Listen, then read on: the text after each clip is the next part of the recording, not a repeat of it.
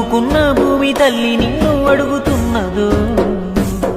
నీ చెమట చుక్కే మాకు గువ్వా నీకు లేదా ఏ చిల్లి గవ్వా నిట్ట నిలువునను కరిగిపోతూ వెలుగు పంచేటికు ఒత్తి నువ్వా కన్నీళ్లు అడుగంటి పాయే అన్నో పేద రైత కాయ కష్టమే చెడుగంతకొచ్చే అన్నో పేద రైత